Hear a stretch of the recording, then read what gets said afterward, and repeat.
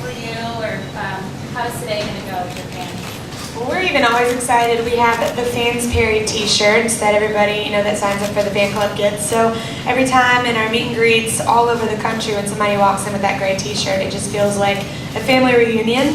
So I think one thing that we're excited about today is to see all the Fans Perry collected in one room here in our favorite music city, Nashville. They're all adopted Perrys. Yeah, they are. Ron Newsfield. Tell me what else you got planned for your fans and parties. Right here. Well, there's a lot of surprises. One thing that we did, we put out a little questionnaire. One of the questions was, what would you like to see the band Perry do?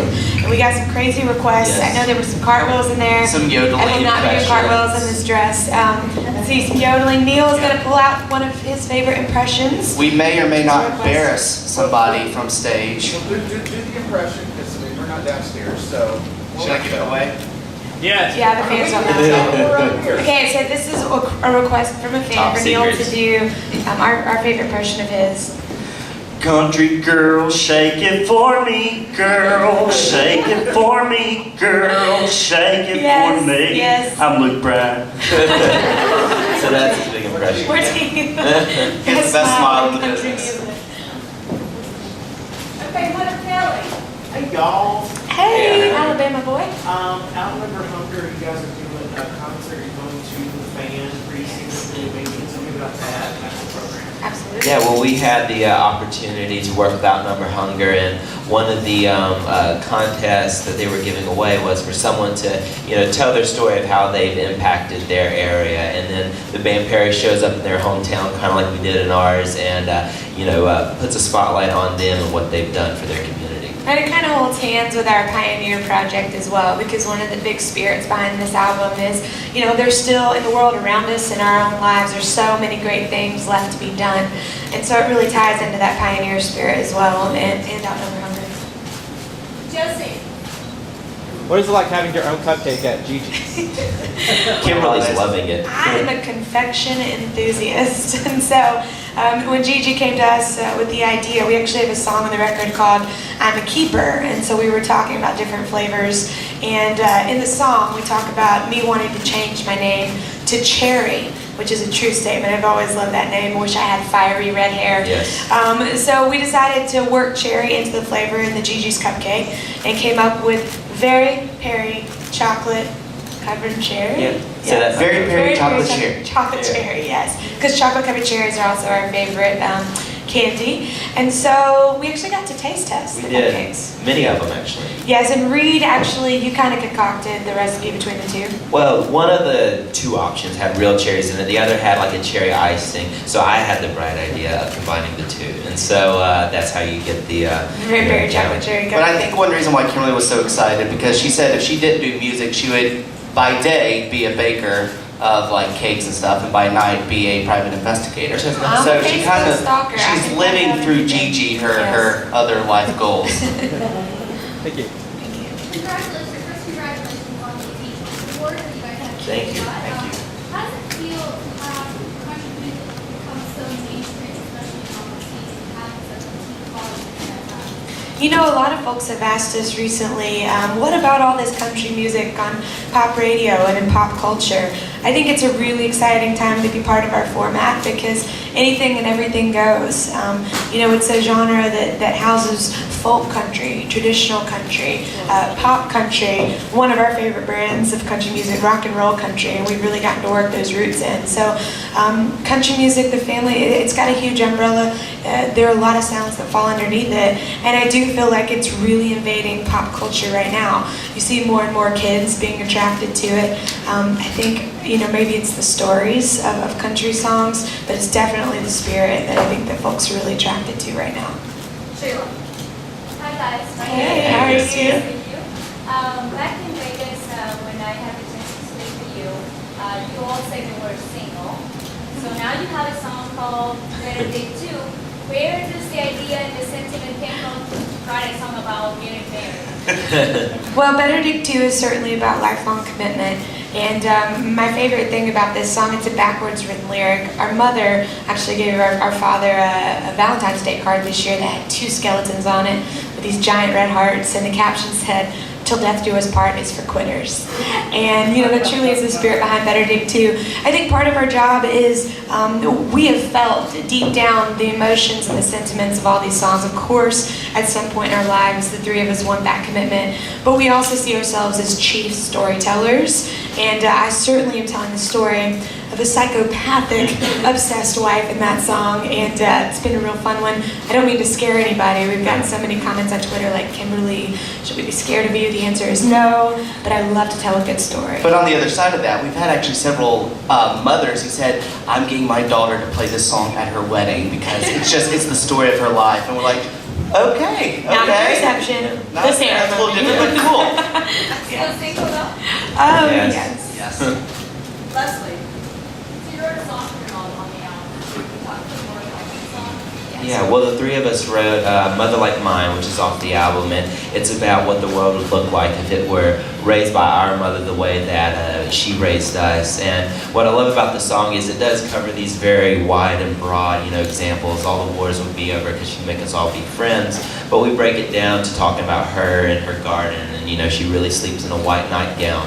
So, that probably was the most nerve-wracking song to play for somebody because it really was the first true song we had written to a specific person. But fortunately, we did get tears out of Mom and continue to. Yeah, it was very intensely personal, and yeah, she did cry, but she cries all the time. Yeah. Happy tears.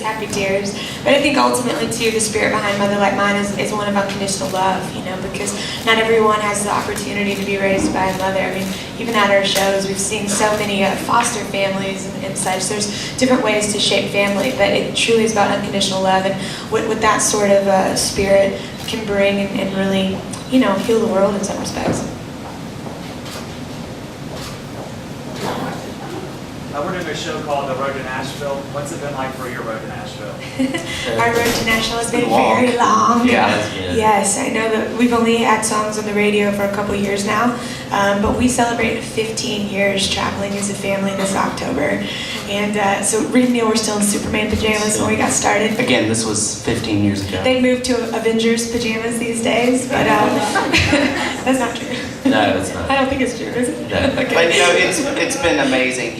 We've played every single kind of venue you can imagine, where there were more people on stage and out in the crowd when it's been storming. And I think all those things have made us into the artists we are today. I think nothing can surprise us at this point. Well, I remember one show in particular in the early days. It was this father-son camp.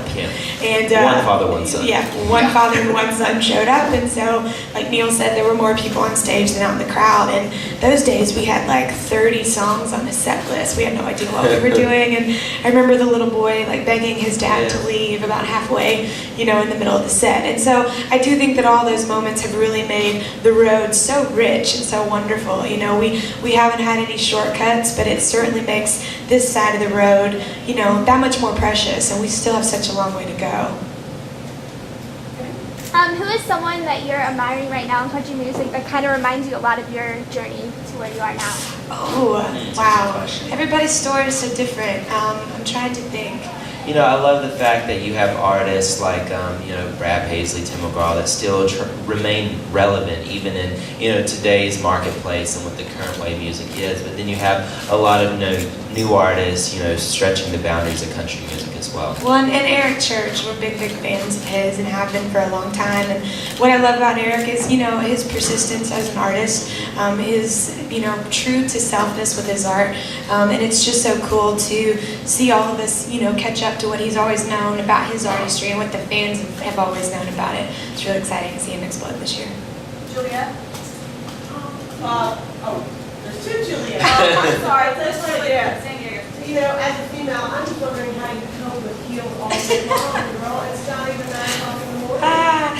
My feet are very unhappy with me most days, and but I'm a whopping 5'2", so the world looks better at a little bit more height. So I think the most dangerous heel experience I had was on the ACM Awards when we did Done, and we popped up out of the toasters. That took me a long time to practice, but I was pretty proud of these ankles and those shoes. Yes, Kimberly looks up to Reed and me. I do, literally. Okay. It was a good joke. Thank you. Lauren?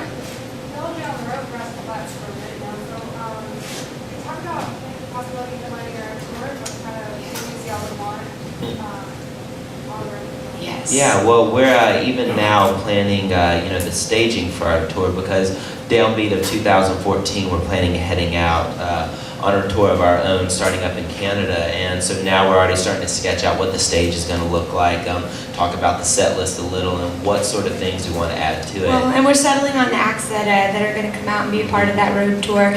We can't make any announcements yet, but soon, just right around the corner. It's exciting though. I mean, live performance is our first love. It's what we were doing before we were doing interviews and writing songs, and so it's where we feel the most at home, and it's our recess, it's our playground, the stage, so we can't wait to build our own playground, if you will. Are you all excited about being bosses?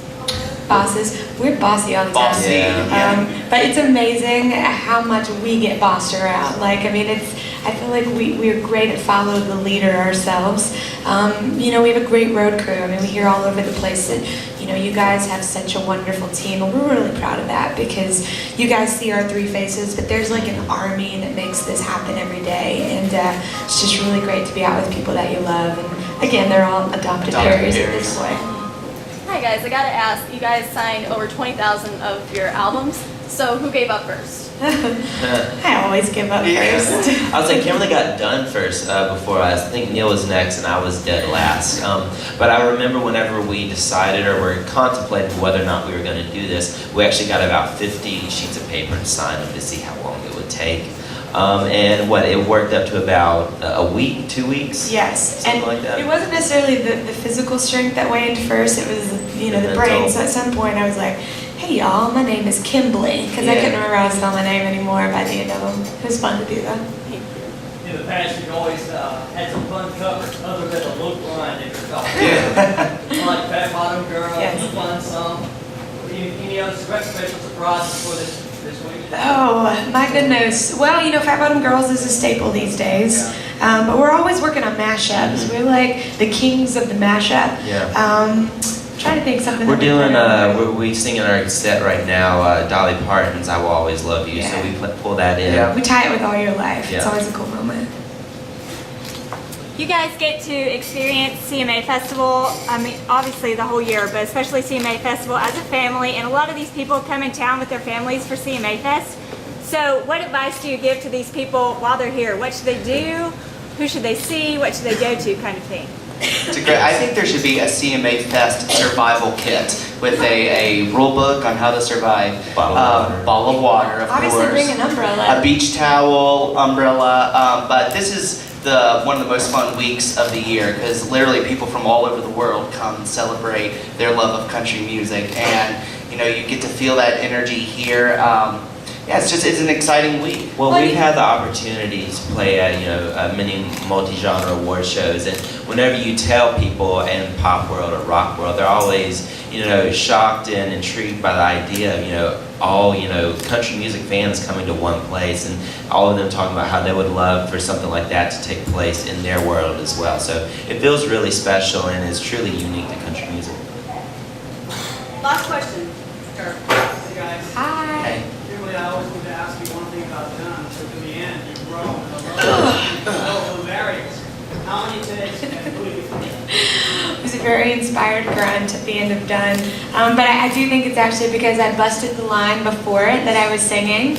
And so I was just like, I was frustrated with myself. So yes, we spent hours, we spent days over the arrangement of Done, hours recording it. That was a one-take wonder. And it is the one part of the song that everybody mentions. Yeah, everyone loves it, so I think we're going to start a grunting contest online to see who has the best That would have been grunt. perfect for the fan party. Yeah. Okay, we're going to add that last-minute addition to the lineup. Thank you. Thank you, everybody, for coming. Thank you for your patience. We appreciate you being here.